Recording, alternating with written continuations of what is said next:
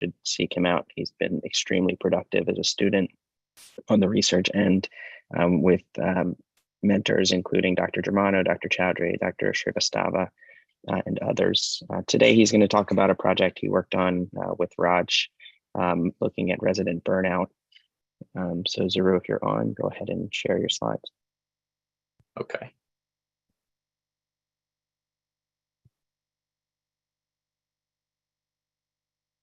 All right. Thank you everyone for having me. Thank you for the kind introduction. And today I'll be speaking about blackouts in surgery, a study of surgical resident workload and burnout. I have no conflicts of interest or disclosures.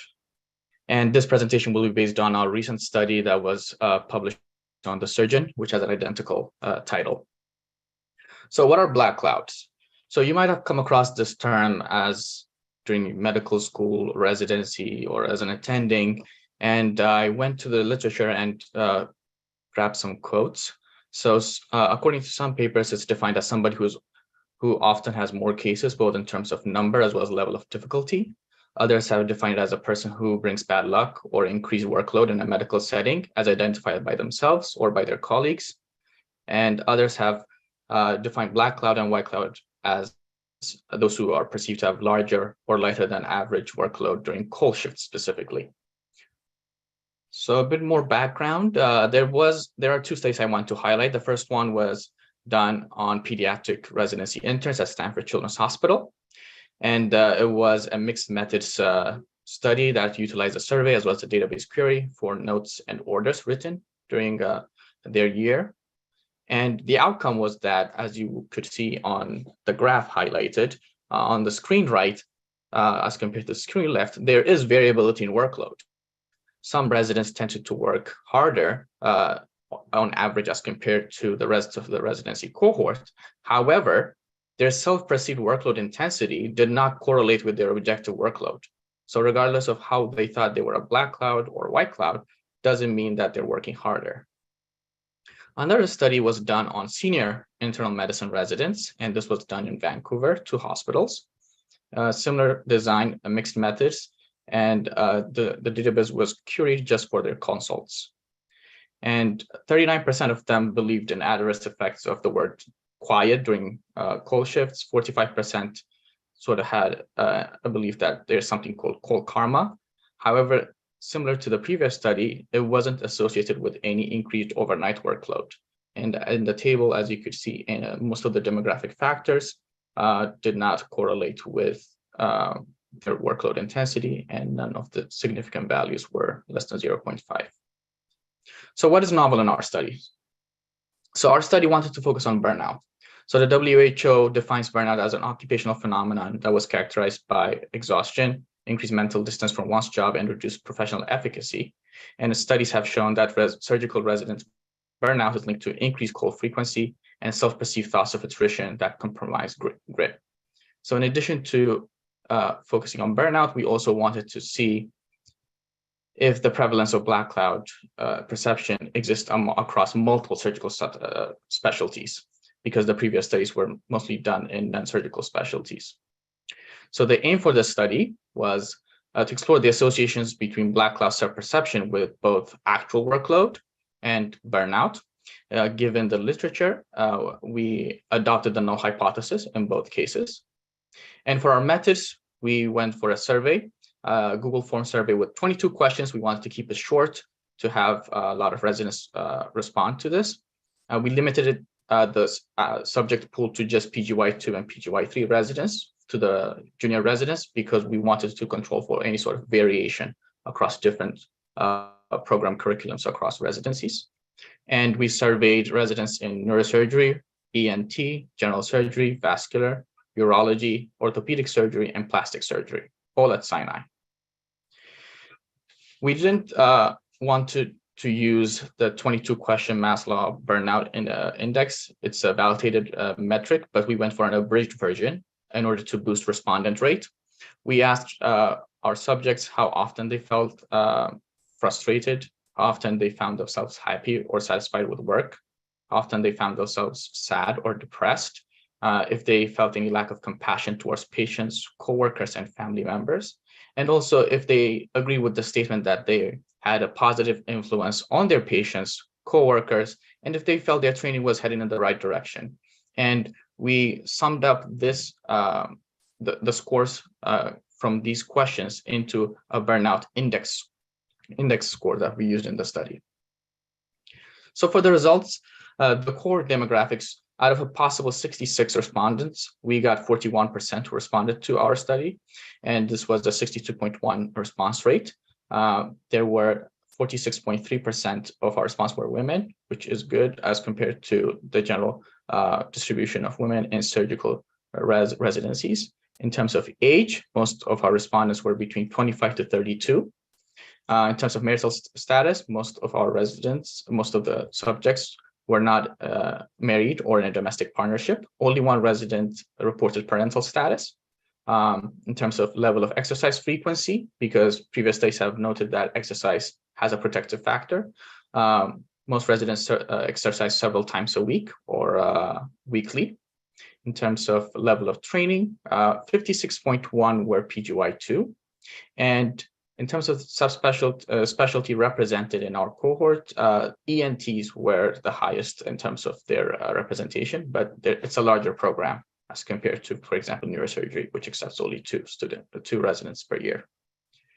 So for our univariate analysis, where the dependent variable was a black cloud self-perception, we wanted to see if demographic factors as well as self-reported objective workload factors, such as average number of surgeries during a typical call shift, the highest number of surgeries in a given call shift, or the longest case in a typical call shift, the average time in the OR, the average sleep time during a call shift, as well as pagers and notes written, influenced us a black cloud perception. And as you can see in the highlighted red line, none of these factors were significant and they crossed the slope of 0, including the burnout index score. So there was no influence of the burnout index score on self-perception of being a black cloud. In terms of whether the same sort of demographic variables as well as workload variables influence burnout, we had a different set of results. Being female had a protective effect, so we were less likely to be burnt out, women residents. Residents who are married or in a domestic partnership were less likely to be burnt out as compared to those who are single. Residents in vascular surgery were more likely to be burnt out, and those who have a higher average number of surgeries during a call shift were also more likely to be burnt out based on univariate analysis. So we used otolaryngology as our reference because they had the highest number of respondents when we compared across specialties. So in addition, the black cloud score was also not predictive of burnout. So for multivariable regression, we tried to make up a model that best predicts each dependent variable. And we selected average sleep time, average pagers, and average notes, and none of those predicted black cloud perception. So it doesn't matter if the resident didn't have a lot of pagers or didn't write notes or slept more or less. It did not influence their black cloud perception. In terms of their burnout, we sort of got similar results. The R-square, or the predictive value of this model, was 46%. So 46% of the variability of the data is explained by this model. And women residents were less likely to be burnt out based on the multivariable regression. And same thing with as univariate, those who are in marriage or domestic partnership were less likely to be burnt out. But residents in general surgery and orthopedic surgery were more likely to be burnt out as compared to their other specialties. So to summarize the results, a black cloud self-perception does not equate with a heavier workload, nor does it increase the risk of burnout. However, burnout is less likely in females and those who are in married or domestic partnerships, and those who are doing surgery, orthopedic surgery, have a higher burnout. So when we see the literature on this, this could be due to a random workload variation, the heavier workload, because we asked for both the average amount of workload as well as the superlatives, because we wanted to take into account if there is a certain week where there is a high number of caseload, or it's Friday the 13th, or somebody said quiet during the cold shift. So we went for both the average as well as the maximum to account for this. Another explanation given in the literature could be that from some psychology literature was that people utilize unfounded beliefs to regain control under conditions of uncertainty and stress, and they use this black cloud self-perception to sort of cope with it. And this is also corroborated in another study that stated that residents adjust to higher degree of responsibility, competency expectations, and emotional demands using unfounded perceptions. The study that I highlighted that came from Stanford also mentioned that those with black cloud self-perception might be more anxious than their co-residents and ultimately end up burdening themselves with more unassigned work. They might be inefficient and end up creating more tasks for themselves, or on the other side, they might be highly efficient and are covering for less efficient or inexperienced team members, thereby having a higher workload. In terms of why we saw that burnout differed in females and those with married or domestic partnerships, we had a better proportion, so we could rely on the results much better than previous studies that had underrepresented women. And the main thing I came across, and we reported in the paper, was that there's difference in coping mechanism. Women tend to utilize emotionally based coping strategies, while men tend to prefer depersonalization and other ego defense mechanisms, such as minimization and denial of guilt. So coping mechanisms might play a role in the difference across genders. Another thing was that in terms of being married versus single or in domestic partnership, relationships tend to have a positive influence on resident grit. And also that those who are in domestic partnership or marriage or in a long-term relationship may result in having like less detachment and depersonalization as their preferred coping mechanism. So relationships might also influence coping strategies. To explain why we saw higher burnout in gen surg and orthopedic surgery, these might be due to program-specific variation. There might be differences in program residency structure and size as compared to the other residency programs at Sinai. It could be level of interaction and type of interactions they're having with senior surgeons, access to mentorship, and other interaction with staff members. Also, program support for residents through social events, wellness programming, and other supportive components of a given residency program. Another side could be that it could be a subject-specific variation. Subjects who are in gen surg or orthopedic surgery might have a different level of anxiety and depression as compared to the remaining of the cohort. Or they could be undergoing social stressors that result in low resilience and reduced grit outside of their work. The limitations of the study include that this study is a single center study. We used an abridged form of the burnout metric. We limited it to junior residents, so senior residents may or may not be experiencing the same conclusions that we're getting from the study. It's non-longitudinal, so it's just given its only a specific time. It was done during the fall. And more residents who are experiencing burnout may not have participated because they don't have the time and they weren't willing to partake in the study. So the conclusions: unfounded perceptions, such as black cloud, persist among junior residents in surgical specialties. The self-perception is not related to heavier workload or higher risk of burnout. Gender and domestic partnership, rather than lower sleep or workload metrics, influence the risk of burnout. And addressing burnout and enhancing satisfaction requires a multidimensional approach that takes into account both physical, intellectual, and emotional well-being of residents. Thank you very much for this opportunity. And this is the team behind this work. And a big shout out to Dr. Schruper, John Durbin, Dr. Kellner, Dr. Shrivastava for their support and mentorship in getting this from the IRB approval phase until the publication. Thank you very much.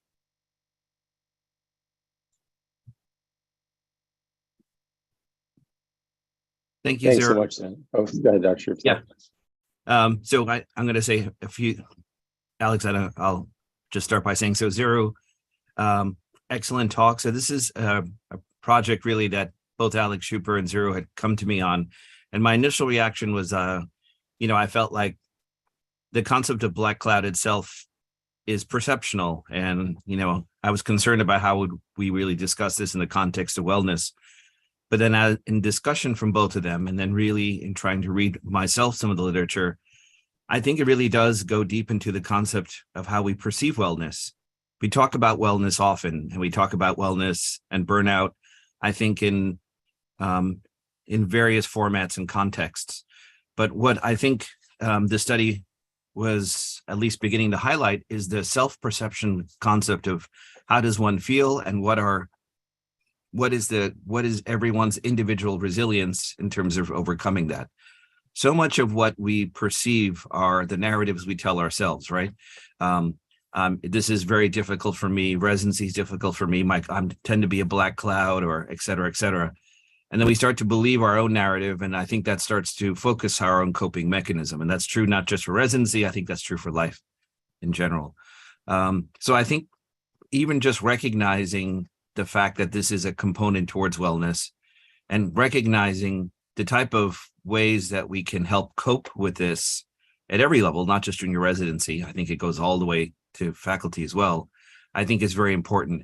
And I think what I also liked about the discussion and the idea of a black cloud too is this almost sense of anxiety that it provokes, right? Because you're on call, you think you're a black cloud, and then there's an anxiety component. So trying to find the impact or the source of the behavior or the interaction that gives you meaning and purpose as a way to treat that call. It's kind of, I know it's not realistic to be excited about taking call. I'm not saying that, but I think maybe viewing it as a challenge or some other way that reframes the context goes a long way in how one copes with it. So I really liked all those concepts, and I think this is an excellent beginning. The study itself has many limitations, but I think this is an excellent beginning to this type of discourse. So very good job. Thank you. Hey, Zara. Just wanted to start by commending you. I hope everyone appreciates how difficult it is for a medical student to get the majority of junior residents at an institution like Sinai to respond to a survey is nothing short of miraculous. So I just wanted to commend you on that. You really hounded the juniors around the hospital for a couple of months, and I really appreciate all the hard work you put into this. This is an incredibly important topic. I know it can be a little smirky to talk about the term of black cloud, but just for perspective, last night we had a CNS Wellness Committee meeting, and the majority of the meeting was actually about this. Lola Chambliss, who's organizing next year's CNS, came and talked about all the initiatives she's doing around this topic, to the point that we're going to reach out nationally to all the residents who are signed up for CNS about these topics. So my question to you is, based on the preliminary results of these studies, where would you focus your attention in terms of trying to identify certain factors that may be predictive of resident burnout and lack of resiliency that we can maybe target on a national level, not just on a single institutional level for residents? Yeah, I think one of the main takeaways for this study is that it's not the number of pages or the notes that the resident gets to write within a single or on an extended year that end up resulting like the burnout aspect. It might have to deal with the social factors that they are experiencing, but also access to mental health and having access to mentors, having access to somebody they could talk to without fear of like what they disclose. And I think those components being integrated into programs might yield a much higher beneficial effect rather than making sure that the resident sleeps more, which is important, but we did not see that in this study, or that they have less time with the pager. Great, thank you, and congratulations again. Zero, congratulations. I echo Alex's comments. It's very, very hard to have so many people answering to the survey. So this is great work. In the way of limitations, perhaps instead more of those that experience burnout replied. So you kind of implied that maybe less, but it could also be more. So I think it's important that we don't have that data. And in the way of digging into the perception a little bit more, I think it would be interesting to look at ethnicity and race. There are significant differences, same as you already did for gender. There are different coping mechanisms, and there are different support nets that different ethnicities have. So I think it would be interesting. I don't know if the data was collected so that the gender is also there. But if not, Alex, with the CNS project, I think it's very important to ask people to self-identify if they wish, and then see if you can stratify for that. Great paper. Thank you. We were trying to include race as well as like being a first-gen status as potential sort of demographic factors, but at the end we wanted to limit it to like 2 minutes, and that's why we ended up going for gender versus the other demographic factors.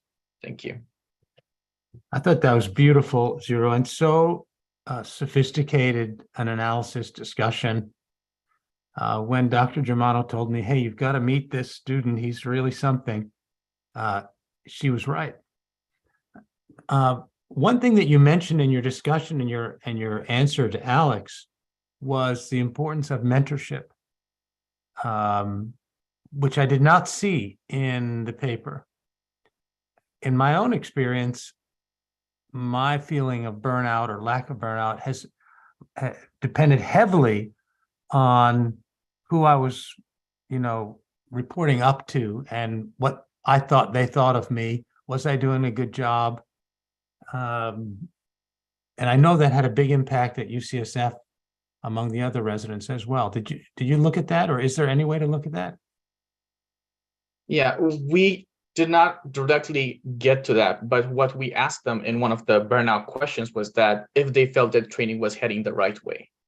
That's not directly related to just, we didn't straightforward ask about mentorship, but I think the residents who disagreed or did not agree to a greater extent to that statement are reflective of whether they were feeling that training was heading the right way. This might be a bit speculation, but residents who have good mentorship and they're feeling that they're heading in the right direction would have responded more favorably to that question. In the discussion, the paper I cited, they mentioned that residents, they specifically asked them about mentorship. And in that paper, they mentioned that residents who felt that they had easier access to mentors at their institution and had mentors they could discuss both their career trajectory with, had lesser response in terms of burnout. You hear discussion of malignant programs, and you hear rumors, or it's reported on social media where there are periods within certain programs where there's a lot of unhappiness. And that may be something that could come out from a multi-institutional study, Alex, if you're going to do something national. I have a feeling that there's a certain validity to the concept of the tone of a program, and that has something to do with esprit de corps. That's a great point, Dr. Barrison. That's the next step, is to expand this into a multi-institutional study. And part of the metrics we're going to look at is perceived perception of programs on the malignant to benign spectrum, and then how closely that correlates with different factors that Zero has elucidated from this initial study. So that's kind of the next step, and to see if there are certain predictive factors that makes programs more known as malignant or allow them to gain this reputation. So that would kind of be the way we would scale this. The other thing that is of interest to me is the impact of the 360 component of the evaluation, in which the residents they get to and are asked to provide the feedback. As faculty, we have learned an enormous amount from Ray's program, in which we get graded by you guys on the 5 categories in education. The comments that you write, the grades that we get, those have had a big impact, even though some of you think it may not have had as big as you would like, but it has had an impact. And I don't know if that's something that can be investigated.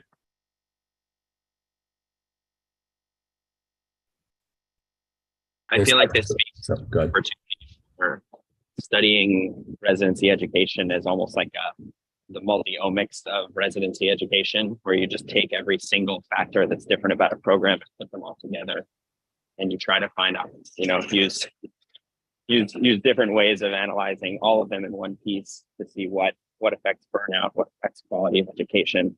I think this can get extremely complex with all the variables among the different programs. And the personal factor that Dr. Srivastava mentioned is very important. So I think his comments are right on. That is really up to us, each of us, to kind of have that perception and how to use that perception and to keep on going. So we can go back and forth between, putting a lot of weight onto the program, the mentors, this and that and the other, but ultimately we also, each of us on our shoulders has a lot of weight. And I think that's a beautiful comment that Dr. Srivastava made at the very beginning. Thank you, Isabel. I think one of the things that I've seen, at least in our own residency, if I can, make an observation, is in every residency, there's periods in training that are more challenging than others, right? I mean, in our own residency, being the Elmhurst chief resident is challenging. It's there's a lot of work involved. There's obviously the trauma. There is the continual aspect of what is not anticipated, right? As because of the nature of being the Elmhurst chief, unlike a more elective, maybe, let's say, program where the cases and the frequency, Elmhurst can turn on itself, as we all know, in a period of a week or so.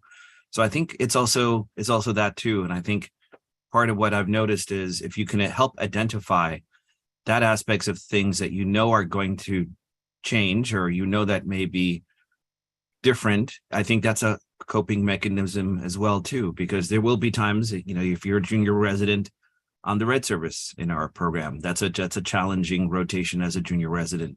And we all acknowledge that, we all identify it, we know it. And I think we and myself as program director can start to think about ways to help residents and training for that type of coping mechanism too, to try to think about or anticipate or structure ways to help alleviate some of that as well, because it's clearly there, it's identified, we all know it. And then so what are the challenges and what are the ways we can help identify to reduce the stress component for something like that? So I think there's a lot of ways we could program that as well. And, I think this is the beginning of that kind of dialogue.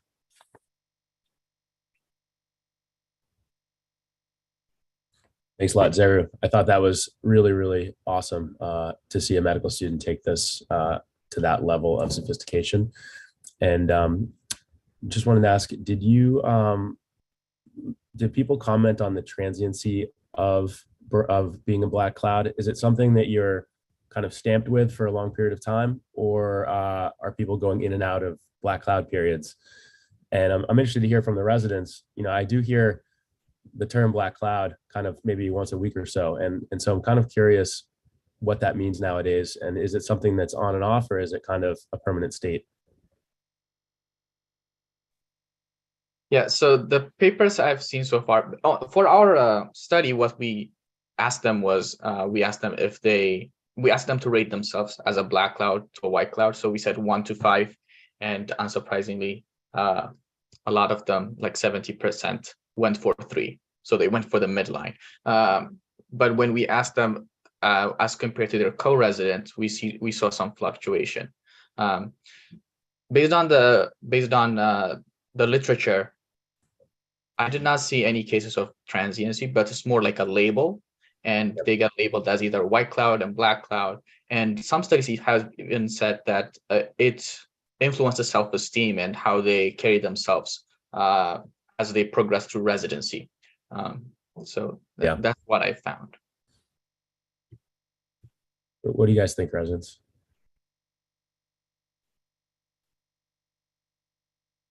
Maybe Halima, I see some smiling. I know you're on Red Service, so Red Service might provide a cloud of itself.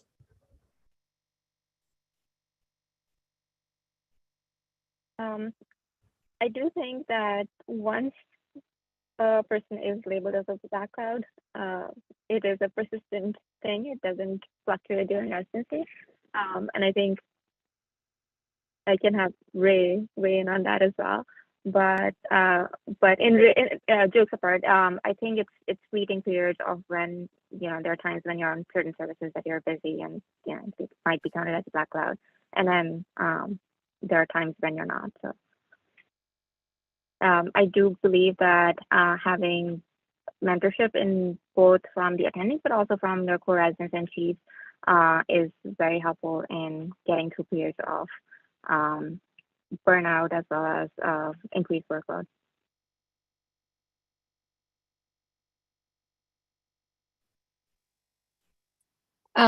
Yeah, I would say like sometimes it does persist. Like I still kept a text from Ravi from when I was PGY2 advising me to go cleanse myself with a ritual because we just had like a really terrible night together with like 10 surgical consults.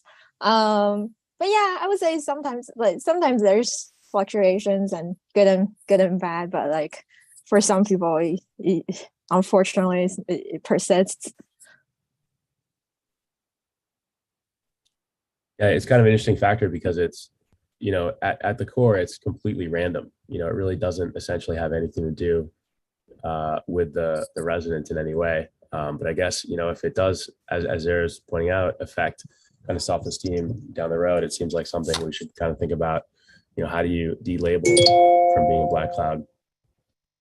I think also the concept that it can correlate with burnout could also make it a powerful tool for screening for burnout. Self-perception of black cloud status could almost be part of like a burnout screening, the burnout screening tools that exist, if there's a strong enough correlation.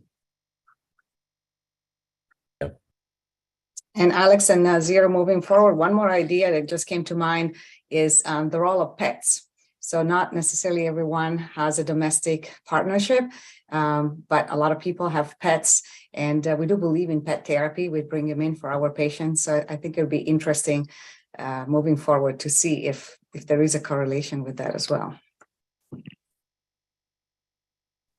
And if there is, what kind of pet is best? No, that we already know the answer. No, I'm kidding. Yeah, very interesting. A lot of different layers. Fantastic.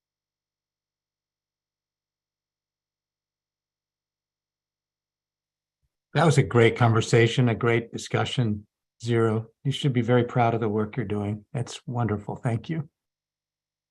Thank you very much, everybody, for the kind words.